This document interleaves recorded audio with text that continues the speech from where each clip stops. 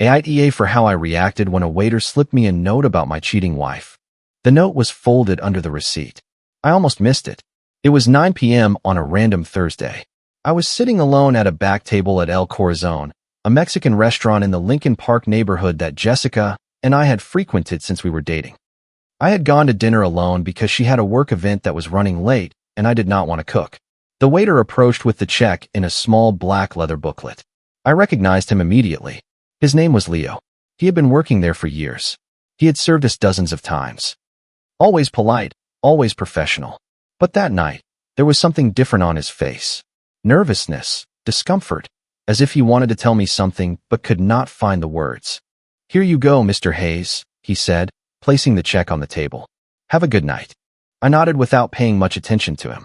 I opened the booklet to see the total. $42. I took out my wallet, and that was when I saw the folded piece of paper under the receipt. I opened it with curiosity. Maybe it was some restaurant promotion, I thought. The handwriting was small, tight, written in a hurry. "Mr. Hayes, forgive me for getting involved in something that's not my business, but your wife was here yesterday with another man. Table 7. They had a moment. I thought you should know. I am very sorry." I read the note 3 times. The words did not change. I looked up, looking for Leo, but he had already disappeared into the kitchen. My heart was beating hard, but my face showed nothing. I carefully folded the note, put it in my wallet, and left $60 on the table. Tip included. I walked out of the restaurant without looking back. In the car, sitting in the parking lot with the engine off, I stared at the steering wheel for almost 15 minutes. I was not thinking about anything concrete. It was as if my brain was processing information in the background, reorganizing files, looking for patterns, and it found them. The last 6 months started to make sense in a way I had previously refused to see. The late nights that had become routine, the work meetings that extended until 11 p.m., the new fitness studio she went to 3 times a week but never talked about, the cell phone that was now always face down, the smiles that were no longer for me. I started the car and drove home in silence. I did not turn on the radio. I did not need distractions. I needed clarity. Let me tell you how I got here. My name is Michael. I am 41 years old, and I am an architect. I have my own firm in River North with 3 employees and a client portfolio that took me 15 years to build. I am not wealthy, but I live comfortably. I have a house in Oak Park that I bought 7 years ago, 2 paid-off cars, and 0 debt. Everything I have, I earned by working. I met Jessica 12 years ago at a mutual friend's wedding. She was 27 and worked in human resources for a pharmaceutical company. She was beautiful, smart, with a laugh that filled any room. I fell for her that same night, although it took me 3 months to get the courage to ask her out. Our relationship was one of those that seemed written in the stars. Same taste in music, same values regarding family and work, same plans for the future. After 2 years of dating, I proposed to her in that very restaurant, El Corazon, at table 7. She said yes, crying with happiness. We got married 6 months later. A medium-sized wedding at a beautiful outdoor venue, a honeymoon in Europe, and then real life. We bought the house, decorated it together, and built routines. Sundays having brunch at a local spot in Oak Park, Fridays dining out, spring break vacations in Florida. 10 years of marriage that until recently I would have described as happy. We did not have children. We tried during the first 5 years, but it did not happen. We went to doctors, did treatments, and spent a lot of money and hope. Nothing worked. Eventually, we decided to accept it. It will be the 2 of us against the world, Jessica told me one night, and I believed her. Now I wonder if that was the first lie. The change began about 8 months ago. Jessica got an important promotion at her job. They named her Human Resources Director for the entire Midwest region. More responsibilities, more trips, more meetings, more everything. At first, I was happy for her. After years of working hard, she was finally being recognized. We celebrated with a dinner at her favorite Italian restaurant and toasted her success. But with the promotion came the changes. She started arriving home later. At first, it was once a week, then 2, then almost every day. She always had a reasonable explanation. Meetings that dragged on, dinners with clients, networking events. I did not question anything. I trusted her completely. Then came the distance. Conversations became superficial, silences grew longer, and physical affection became less frequent. When I tried to get closer, she would pull away. "I'm tired," she would say.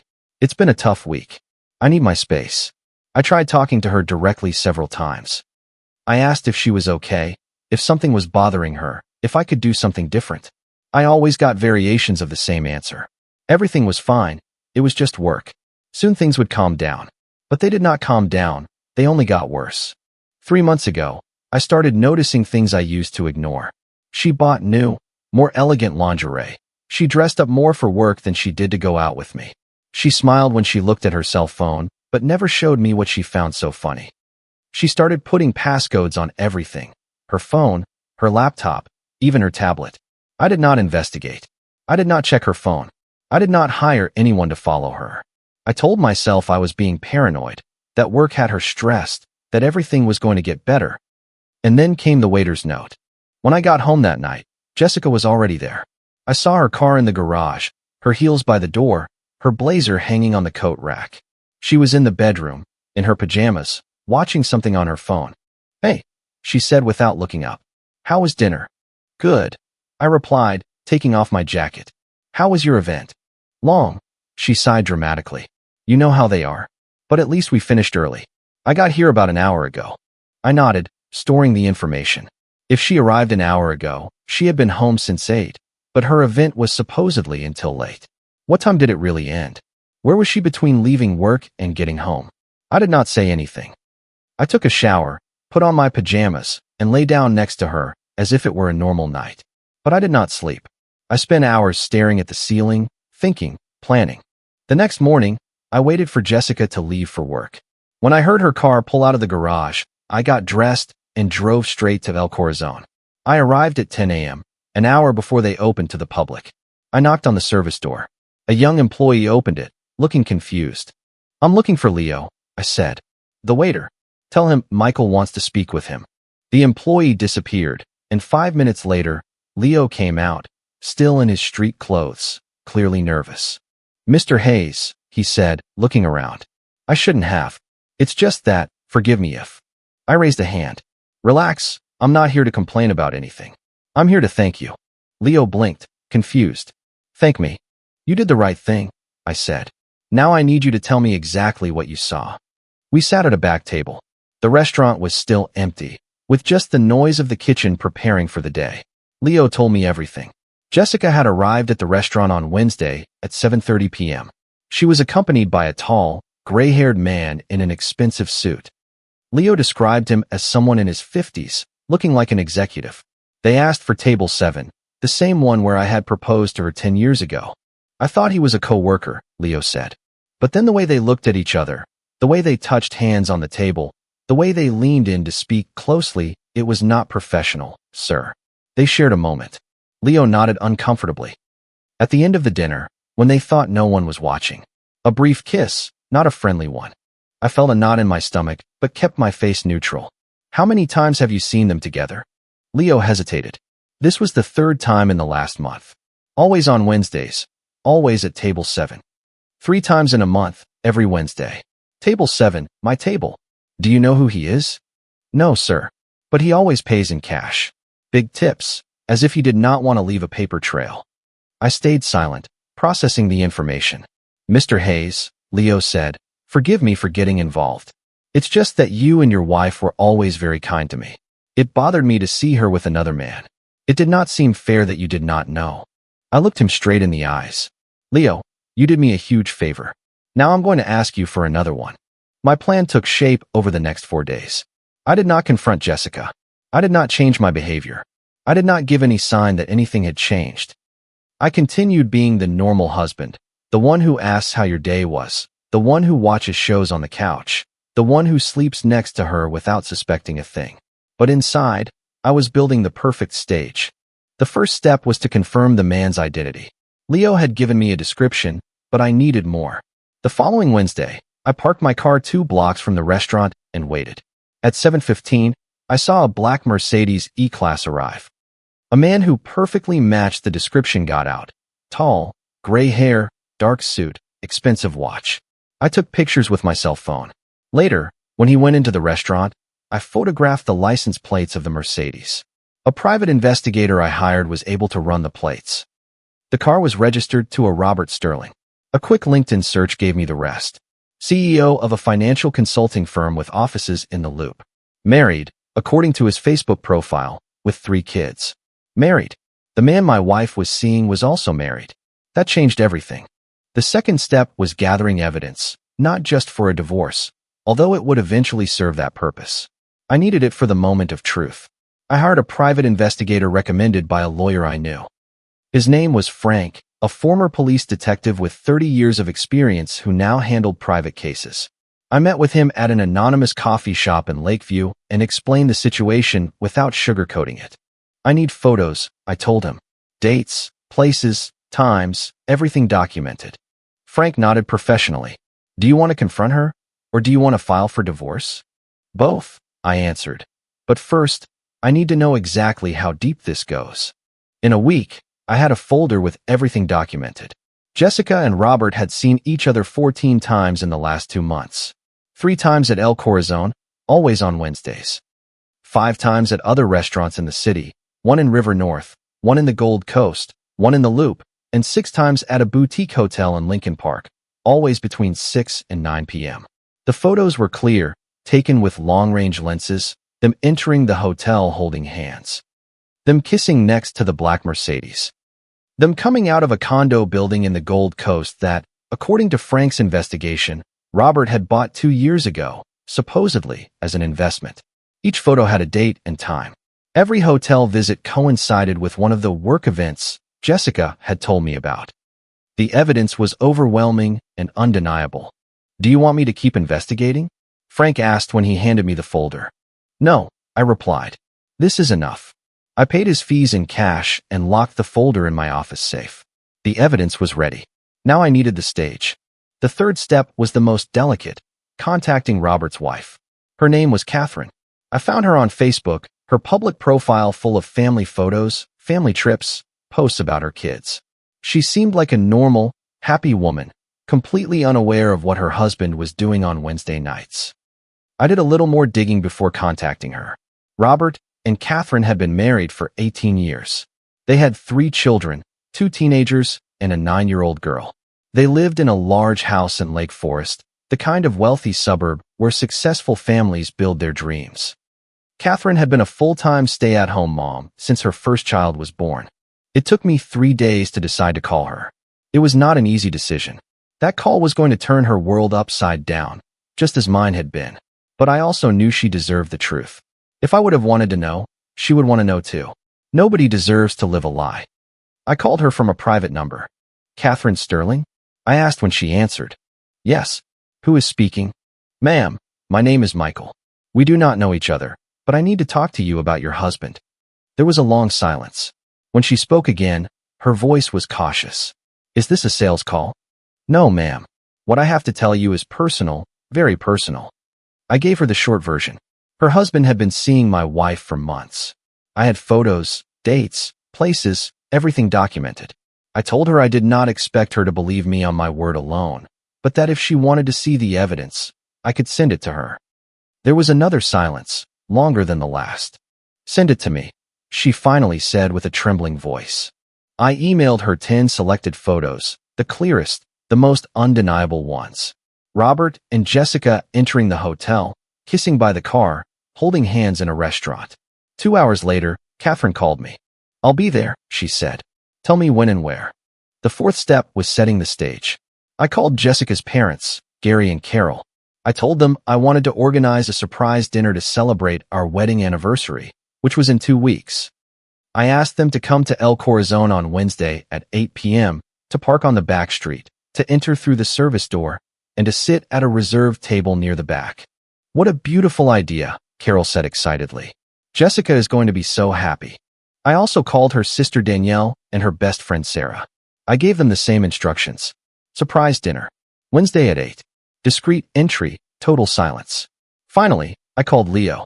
I need you to reserve table 7 for Wednesday, I told him. And I need you to let me know as soon as she arrives with him. Leo understood perfectly. Mr. Hayes, he told me, are you sure about this? I have never been more sure of anything in my life. Wednesday arrived with the slowness of a funeral and the inevitability of a verdict. I woke up next to Jessica like any other day. We had breakfast together, coffee and toast, superficial conversation about the weather and her work tasks. She did not mention any plans for the night. I did not ask either. At 3 p.m., my phone vibrated with a message from Leo. Reservation confirmed. Table 7, 8 p.m. At 7:30, I received another message. Her parents just arrived. They are at the back table. At 7:45, her sister and friend are here too. Everything was ready. At 7:50, I was parked a block away from the restaurant in a rental car that Jessica would not recognize. Waiting. At 8:02, my phone vibrated again. They're here. I took a deep breath. It was time. I got out of the car and walked toward the restaurant. I went in through the front door, greeted the host with a casual gesture, and walked straight toward the back where I knew table 7 was. I saw them before they saw me.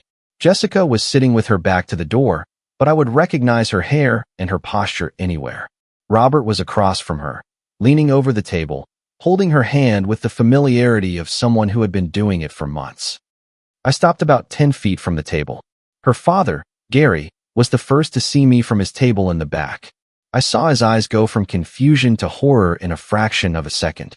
Jessica. My voice sounded calm, almost casual, as if I were greeting a friend at the grocery store. Jessica turned around so fast, she almost knocked over her wine glass. Her face went from white to red in less than a second. Robert let go of her hand as if it had burned him. Michael, her voice was a threat. What are you doing here? I came to have dinner, I answered. And you? I thought you had a meeting until late. Before she could answer, Gary got up from his table and walked toward us. Carol followed him, her face a mask of disbelief. Danielle and Sarah came behind, one with a furious expression, the other with eyes full of tears. Dad, Jessica's voice broke. Mom, what are you doing here? Carol brought her hands to her mouth. Jessica, honey, what is this? Robert stood up from his chair, clearly looking for an escape route. I blocked his path without touching him. Sit down, I told him with a firm, low voice. We are not done yet. Look, sir, this is a misunderstanding. It is no misunderstanding, I interrupted him, taking out my cell phone. I have pictures of you two in 4 different restaurants, 2 hotels, and a condo in the Gold Coast. Do you want me to share them right here, or would you rather sit down? Robert slumped back into his chair as if his legs had given out. Jessica started to cry. Michael, please, let me explain. There is nothing to explain, I replied. You have been lying to me for months. Every Wednesday, you come here to our table, to our place, with this man. Did you think I was never going to find out? Gary took a step forward, his face red with fury. This is the man you are cheating on your husband with. Dad, it is not what it looks like. And what does it look like? Danielle's voice cut like a knife. Because from here, it looks exactly like what it is. Leo approached discreetly and placed a glass of water in front of me. Our eyes met for a second. I nodded slightly. At that moment, the restaurant door opened, and a woman I recognized from the Facebook photos walked in. Catherine Sterling, Robert's wife. Catherine walked toward our table with a determined step. She wore an elegant dress, high heels, and had perfectly styled hair. She had clearly come prepared for a special occasion. Robert saw her, and his face lost all its color. Catherine, his voice was barely a whisper. What are you doing here? She looked at him with an expression that combined pain and fury in equal parts. I was invited, she said with an icy voice.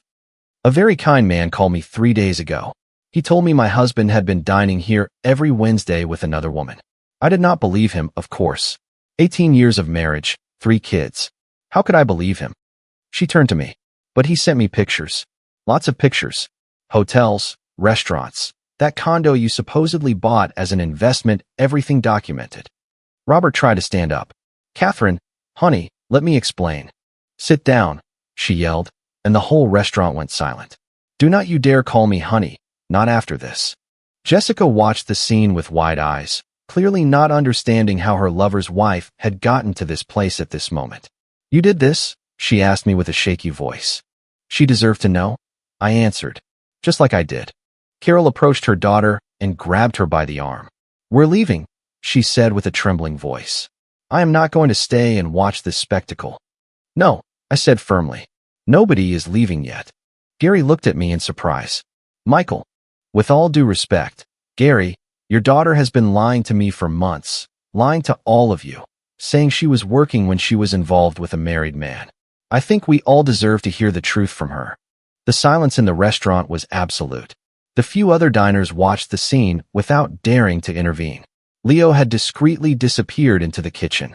Jessica looked at me with a mix of fear and rage. You want the truth? She finally said, wiping her tears with the back of her hand. The truth is I felt lonely, that you were never around, that your work is always more important than me. Do not do that, I answered without raising my voice. Do not turn your betrayal into my fault. It is the truth, she yelled. You have been ignoring me for years.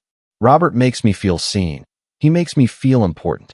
Catherine let out a bitter laugh. Important? My husband used you as his Wednesday entertainment, nothing more. He has one in Dallas and another in Atlanta. Did you think you were special? Jessica's face transformed. She looked at Robert with wide eyes. Is that true? Robert did not answer. He just stared at the floor, defeated. Is it true? Jessica repeated, louder. Calm down, he muttered without looking up. This is complicated. Answer me. Catherine intervened, with venom in her voice. I found out about them 6 months ago, but I decided to look the other way for the kids. Now I see that was a mistake. Jessica stood paralyzed. The woman who 5 minutes earlier had tried to justify her affair had just found out she had also been lied to. Gary approached Robert with a threatening step. You had better get up and leave here right now, he said in a low but dangerous voice. Before I do something I am not going to regret. Robert did not need to be told twice. He got up clumsily, left several bills on the table, and walked toward the exit without looking at anyone. Catherine followed him with her gaze until he disappeared. I am filing for divorce tomorrow, she said loudly enough for everyone to hear. And I am keeping everything. She turned to me and, surprisingly, held out her hand. Thank you, she said, for having the courage to tell me the truth. I shook her hand. We both deserve to know it. Catherine nodded once, turned around, and walked out of the restaurant with her head held high. Now it was just us, Jessica's family, and Jessica herself, sitting in the chair where minutes before she was enjoying a romantic dinner with her lover. Michael, she began to say. No, I interrupted her. I do not want to hear explanations or justifications. I do not want to hear that you felt lonely or that I was not there. We have been married for 10 years. If you had problems, you could have talked to me. If you wanted to leave, you could have asked for a divorce. What you did was lie to me, betray my trust, and humiliate me. And the worst part of all is that you did it here, at our table, in the place where I asked you to be my wife. Jessica was sobbing now. Her makeup was running, her composure completely gone. What is going to happen now? She asked with a broken voice. First thing tomorrow, I am calling my lawyer, I replied. I suggest you do the same. I turned to her parents. Gary, Carol, I am sorry you had to see this. You always treated me like a son, and I appreciate it, but this was necessary. Carol nodded with tears in her eyes. Gary put a hand on my shoulder. You did the right thing, son, he said. She made her choices. Now she has to live with them. Danielle hugged her sister, more out of family obligation than sympathy. Sarah simply shook her head, clearly disappointed in the friend she thought she knew. I approached the bar where Leo had reappeared. How much do I owe you? I asked. Leo shook his head. Nothing, Mr. Hayes. Tonight is on the house. I held out a $100 bill to him. For you? I said. For doing the right thing when you did not have to. Leo accepted it with a small nod. Take care, Mr. Hayes. I walked out of the restaurant without looking back. The divorce process took 5 months. It was not fast, nor was it pretty. Jessica tried everything to avoid it. First came the regret. Tearful calls at 3 a.m., endless messages promising it had been a mistake. Surprise appearances at my office, begging for a second chance. One night, 2 weeks after the incident at the restaurant, I found her waiting for me outside my house. She was sitting on the front step with a bag of takeout from my favorite restaurant and a bottle of wine. I brought your favorite dinner, she said with a soft voice. Can we talk? I looked at her without emotion. There is nothing to talk about. Please, Michael. I made a terrible mistake. I know that. But 10 years of marriage cannot end like this. They did not end like this, I replied. They ended when you decided to start an inappropriate relationship with another man at our table, in our restaurant, while telling me you were working. She started to cry. I was confused. I felt lonely. Robert made me feel special. Robert had other women. I interrupted. You were not special. You were convenient. That silenced her. She stood there crying while I opened the door and went into my house. When that did not work, the manipulation came. Veiled threats about keeping the house, my business, everything I had built. Her initial lawyer, an aggressive guy from an expensive firm, tried to paint me as a negligent husband who had pushed her to look for affection elsewhere. He argued emotional abandonment and lack of attention. He even insinuated that I might have been unfaithful first. My lawyer presented Frank's evidence folder.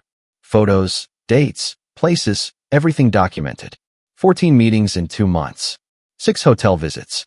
Text messages that Frank had managed to obtain. Jessica's legal strategy collapsed instantly. Her aggressive lawyer was replaced by a more moderate one looking to negotiate a settlement. Jessica went from threatening to take everything to begging me to be fair in the division of assets. In the end, we reached an agreement. She kept her car, her personal belongings, and a small part of our shared savings. The house stayed with me, along with the firm and everything I had built before and during the marriage. It was not generous on my part, but it was not cruel either. It was fair. The last time I saw Jessica was the day we signed the final papers. She was thinner, paler, with deep bags under her eyes. The glamour she had cultivated so carefully had evaporated. I hope you are happy, she told me while picking up her copy of the agreement. I am not happy, I replied, but I am at peace. She walked out of the lawyer's office without saying goodbye. It has been 14 months since that night at the restaurant. The house feels different now. Emptier, but also quieter. I took down our wedding photos, donated the furniture she had chosen, and repainted the walls in colors I wanted. It is my space now, completely mine. Work is going well, better than ever, actually. Without the constant stress of living with someone who is being dishonest, I concentrate better, I sleep better, I think more clearly. I landed 2 major clients last year and hired another architect for the firm. 8 months ago, I met someone.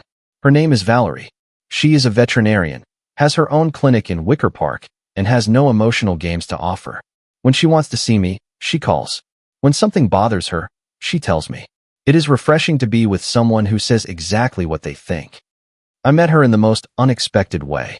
I brought a stray dog I found injured near my office to her clinic. She treated him with a dedication that impressed me. Later, she called to tell me the dog had recovered and asked if I wanted to adopt him. Now I have a dog named Captain and a girlfriend who treats me with honesty and respect. Not bad for someone who 14 months ago thought his life was over. Valerie knows the whole story. I told her on our 3rd date because I did not want to start something new with secrets. She listened without interrupting, nodded at the right moments, and when I finished, she just said, "Good thing you got out of that situation." There was no drama, no judgment, no uncomfortable questions about what I might have done to cause the issue. Just acceptance and understanding. It is amazing how different a relationship feels when both people are honest. The other night, Valerie and I went to dinner at El Corazon. I had not stepped foot in it since that night, but I felt it was time to go back. Leo was still working there. When he saw us walk in, he smiled widely. "Mr. Hayes," he said, shaking my hand. "It is a pleasure to see you again. Leo, I would like you to meet Valerie." He greeted her with professional courtesy and led us to a table. Not to table 7, but to another one, near the window overlooking the street. "This table is new for you," Leo said with a discreet wink. "New chapters, new tables." I understood perfectly. As for Jessica, I occasionally hear things through mutual friends. Apparently, she moved to Denver after the divorce. She works in something related to human resources, but not at the same level as before. Her professional reputation was damaged when the story got out, as inevitably happens in tight-knit professional circles. Robert Sterling also lost his marriage. Catherine kept her promise and took almost everything in the settlement. The last time anyone mentioned him, he was renting a small apartment and paying a significant amount in alimony. I do not feel satisfaction knowing all that. I do not feel sadness either. I just feel that consequences found their way to the right people. Sometimes I think about that folded note under the check, how a waiter's act of honesty completely changed the course of my life. Leo did not have to tell me anything. He could have stayed quiet, collected his tip, and forgotten the whole thing.